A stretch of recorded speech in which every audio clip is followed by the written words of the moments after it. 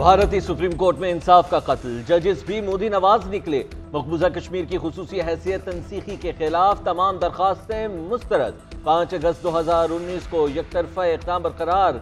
भारतीय chief justice ने remarks दिए कि कश्मीर भारत का अटूट अंग है। आर्टिकल 370 की हैसियत आर्जी थी। आर्टिकल उस वक्त जारी जंग के तनाजुर में एक आर्जी नौयत का फैसला था। भारत का हिस्सा बनने से वादी जम्मू और कश्मीर खुद मुख्तारी इख्तियार नहीं कर सकती। रियासतों के हवाले से यूनियन का लिया गया हर फैसला चैलेंज नहीं किया जा सकता।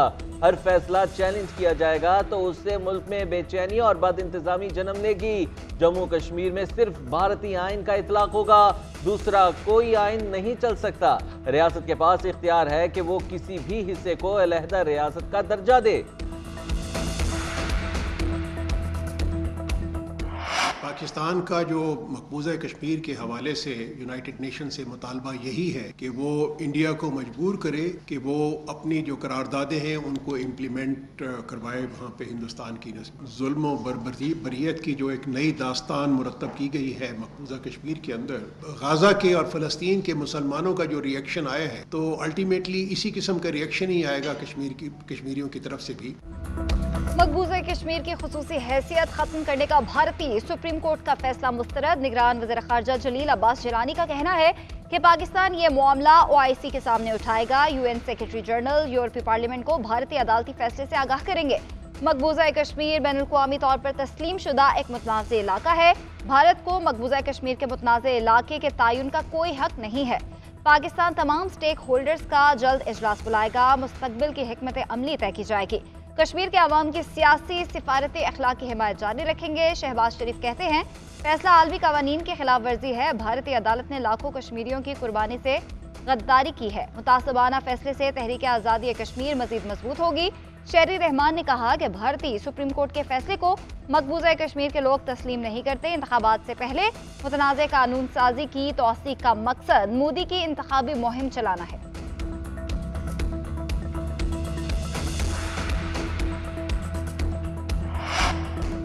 संगीन दहशतगर्दी में मुलविस शरपसंदों को अफगानिस्तान से पाकिस्तान लाया गया। दहशतगर्दों को जेलों से निकाला गया। साबिक चेयरमैन PTI ने दहशतगर्दों को पाकिस्तान आने की दावत दी। पाकिस्तान के अवाम और पार्लियामान से पूछे बगैर दहशतगर्दों से मुज़ाकरात किए गए। रातों रात ऐसा यूटर्न लिया गया जिसके असरात आज भी अवाम भुगत रहे हैं। फौज और पुलिस आज भी दहशतगर्दों के निशाने पर है। Chairman Peoples Party Bilawal Bhutto Zardari की न्यूज़ कॉन्फ्रेंस कहते हैं उम्मीद है इलेक्शन के हवाले से कोई मसला नहीं होगा, इंतखाबात शफाफ होंगे। सियासी सवाल का जवाब देकर निगरान वज़ीर दाखिला को मुश्किल में नहीं डालना चाहता। चीफ जस्टिस के शुक्रगुजार हैं कि उन्होंने भुट्टो फांसी रेफरेंस सुनने का फैसला किया। भारतीय अदालत आलमी कवानीन को रीराइट नहीं कर सकती। बिलावल भुट्टो का वजारत दाखिला का दौरा, दीवार शहादा पर बेनज़ीर भुट्टो की तस्वीर लगाई।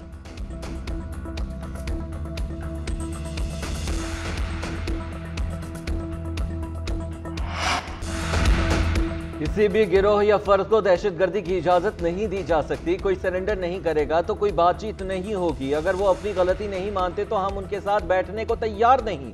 निगरान वज़ीर आज़म अनवारुल हक काकड़ की शोहदा के लवाहिकीन से गुफ्तगू। कहा कोई तालिबान तो कोई BLA से बात करना चाहता है, कोई किसी से बात नहीं करना चाहता।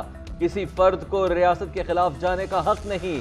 उन्हें बताना चाहिए वो रुजू करना चाहते हैं या नहीं, रियासत के पीछे क्यों पड़े हैं। वज़ीर आज़म का शोहदा को खिराज अक़ीदत। कहा कौम शोहदा की मक़रूज़ है। वज़ीर आज़म ने वज़ारत दाखिला में शोहदा गैलरी का इफ्तिताह कर दिया। पाकिस्तान को कमज़ोर करने के लिए ये प्रॉक्सीज लड़ी जा रही हैं। बलूचिस्तान का कल एक जवान बहादुर अफसर वो शहीद किया गया खुजदार में। उससे कुछ अर्सा पहले उसका एक और SHO साथी शहीद किया गया, दहशतगर्दों ने शहीद किया। जहां उनको दहशतगर्दी का चैलेंज है, जहां उनको दहशतगर्द मार रहे हैं, वहां पर हमारी मुअज़्ज़ज़ अदलिया हुक्म देती है कि उन पर FIRs किए जाए। ये लम्हा फिक्रिया है। पाकिस्तान को कमजोर करने के लिए प्रॉक्सी वॉर में फंसाया जा रहा है। पार्लियामेंट और मीडिया में दहशतगर्दों की हिमायती आवाज को कुचलना होगा। निगरान वज़ीर दाखिला सरफराज बुख्ती के अवाम, पार्लियामान और अदलिया से गिले शिकवे। कहा कौम और इदारों को कंफ्यूज रखा गया। इसी कंफ्यूजन में हमें जीती हुई जंग दोबारा लड़ना पड़ रही है। सिक्योरिटी फोर्सेस के साथ अवाम, पार्लियामान और अदलिया को भी दहशतगर्दी के खिलाफ जंग का हिस्सा बनना होगा। बेनज़ीर भुट्टो के कातिलों को मुआफ करने का हक बिलावल भुट्टो के पास है, रियासत के पास नहीं। बेनजीर भुट्टो अजीम लीडर थीं। उनको दहशतगर्दों ने हमसे जुदा किया, लेकिन उनका नजरिया नहीं।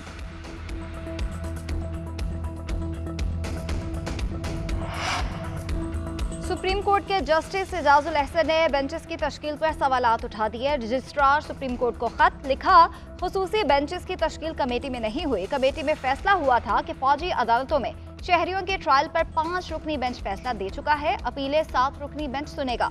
इजलास में वाजे कहा कि पिक एंड चूज के तासुर को जायल करने के लिए सुप्रीम कोर्ट के सीनियर जजेस पर मुश्तमिल बेंच तश्कील दिया जाए। चीफ जस्टिस की सरबराही में कमेटी इजलास में शिरकत की। कई फोन कॉल्स के बाद मुझे कमेटी का एजेंडा दिया गया।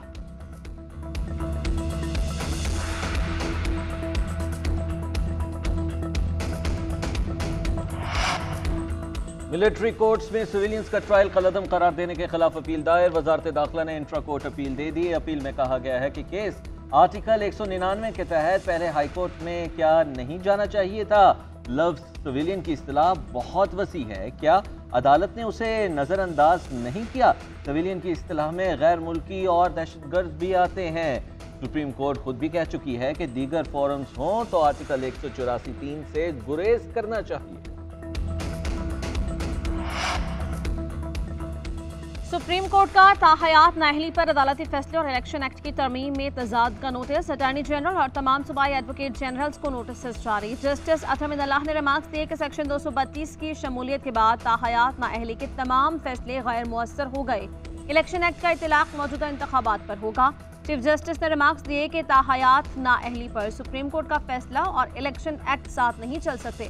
संगीन गद्दारी जैसे जुर्म पर नाअहली 5 साल है तो नमाज ना पढ़ने या झूठ बोलने वाले की ताहयात नाअहली क्यों?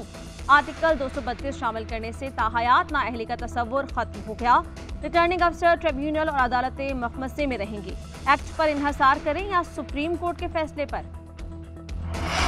गैर शरई निकाह केस काबिल समाअत करार। अदालत ने फ्रीकैन को नोटिस जारी कर दिए। दफा 496B में भी नोटिस जारी। अदालत ने रिमार्क्स दिए कि खावर मानिका के बयान में कुछ नहीं, उन्हें आधा शिकायत कुनिंदा आधा गवाह नहीं बना सकते।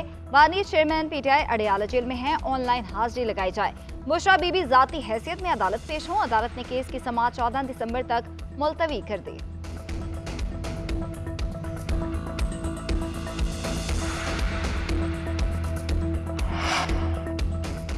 बानी चेयरमैन PTI का एक बार फिर साइफर केस का ट्रायल रुकवाने के लिए इस्लामाबाद हाई कोर्ट से रुजू। दरखास्त में मौक़िफ़ इख्तियार किया। सुप्रिटेंडेंट जेल ने मुल्जिमान को पेश किया, न रिपोर्ट जमा कराई।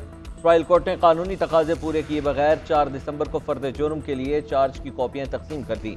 ट्रायल कोर्ट का 4 दिसंबर का हुक्मनामा गैर कानूनी और गैर मुनासिब है।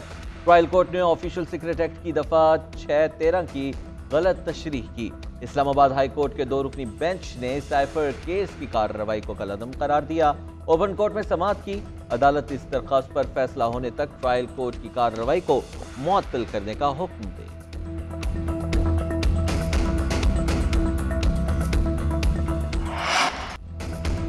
PTI को पेशावर हाई कोर्ट से रिलीफ मिल गया। पेशावर हाई कोर्ट ने इलेक्शन कमीशन को इंट्रा पार्टी इंतखाबात केस में हतमी फैसले से रोक दिया। वकील ने मौक़िफ़ इख्तियार किया कि इलेक्शन कमीशन इंट्रा पार्टी इंतखाबात के खिलाफ केस नहीं सुन सकता, अपने इख्तियारात से तजावुज़ कर रहा है। चेयरमैन PTI बैरिस्टर गौहर ने मौक़िफ़ इख्तियार किया कि जिसने पार्टी इंतखाबात चैलेंज किए वो पार्टी का हिस्सा ही नहीं। इलेक्शन कमीशन ने नोटिस दिया कि पेश न हुए तो गैर मौजूदगी में केस सुना जाएगा। फॉरेन फंडिंग में भी सिर्फ हमारा ही केस सुना गया। इलेक्शन कमीशन पर तहफ़्फ़ुज़ात हैं। अदालत ने 7 दिन में जवाब तलब कर लिया। हुक्म दिया कि इलेक्शन कमीशन केस जारी रखे, लेकिन कोई हतमी फैसला जारी नहीं होगा।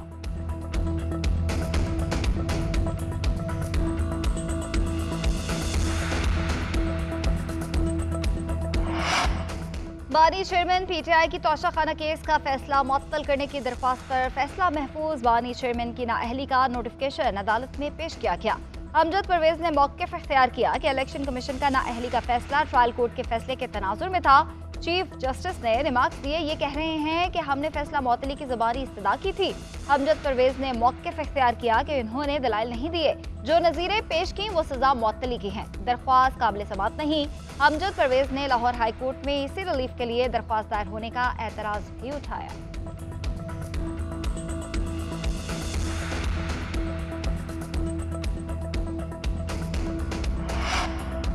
करप्शन केस में फवाद चौधरी का जुडिशियल रिमांड मंजूर, अदालत ने जेल भेजने का हुक्म दे दिया। एंटी करप्शन ने जिस्मानी रिमांड की इस्तदा की थी, अदालत ने मुस्तरद कर दी। फवाद चौधरी के वकील ने केस डिस्चार्ज करने की दरख्वास्त दे दी। मौक़िफ़ इख्तियार किया कि सारा मामला सियासी इंतकाम का है, इलेक्शन से बाहर रखने के लिए ड्रामा किया जा रहा है। 6 रुकनी कमेटी में सिर्फ फवाद चौधरी के खिलाफ केस किया गया। अदालत ने फवाद चौधरी की बच्चों से बात कराने की इजाज़त भी दे दी।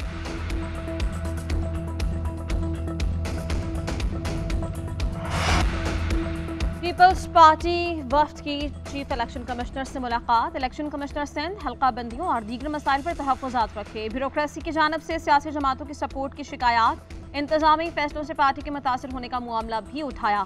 ताज हैदर कहते हैं, हमने कहा कि इंतखाबात में ताख़ीर की तमाम दरख्वास्तें मुस्तरद की जाएँ।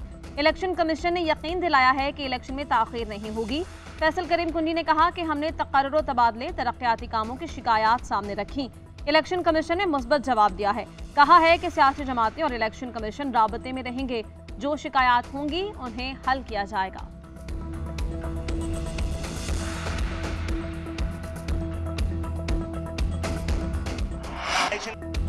इंतखाबात शफाफ नजर आना जरूरी है, मगर ऐसा नहीं हो रहा। लग नहीं रहा कि लोगों की राय को मोतबर समझा जाएगा। खालिद मकबूल सदीकी कहते हैं, सिंध की निगरान हुकूमत 15 साल सिंध हुकूमत का तसलसल है। चीफ इलेक्शन कमिश्नर के दाएं बाएं कॉम्प्रोमाइज लोग हैं। हम लोगों को सड़कों पर लाकर मैंडेट साबित करेंगे। इलेक्शन कमीशन में एजाज चौहान और निसार दुरानी मौजूद हैं। उनके होते हुए इलेक्शन शफाफ होने का कोई इम्कान नहीं। मुस्तफ़ा कमाल ने कहा कि 1 साल से इलेक्शन कमिश्नर सिंध पर तहफ़्फ़ुज़ात का इजहार कर रहे हैं। सड़कों पर ठप्पे लगते रहे और कोई उन्हें पूछने वाला नहीं। अब मौसूफ को सिंध के इंतखाबात का इंचार्ज बना दिया गया है।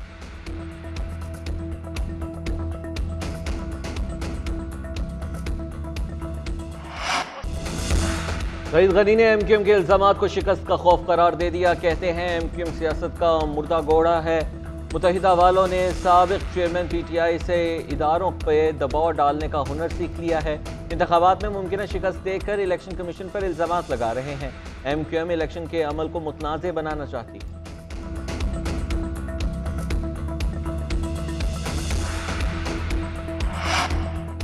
कराची सिटी काउंसिल के इजलास में पीटीआई के 2 धड़ों में झगड़ा। पीटीआई के रुकन अमानुल्लाह और मुनहरिफ अराकीन की एक दूसरे पर हमले की कोशिश। म्यूनसिपल टैक्स बिल्स के साथ वसूल करने की करारदाद मंजूर। अपोजिशन का एहतजाज। जमात इस्लामी के रुकन और मेयर कराची की भी एक दूसरे को शटअप कॉल। मेयर कराची ने कहा कि मिल बैठकर मसाइल का हल निकालना है। हाफिज नईमुर रहमान ने कहा कि इलेक्ट्रिक एक माफिया है, बिजली बिल्स में म्यूनसिपल टैक्स ना लिया जाए। मेयर के खिलाफ तहरीक अदम एतमाद लाएंगे। जमात इस्लामी के सैफुद्दीन ने कहा कि राव अनवार ने अहम इंकशाफात किए। पीपल्स पार्टी के नजमी आलम ने कहा, राव अनवार का तो जिक्र हो रहा है, कराची में किस जमात ने दहशतगर्दी करवाई।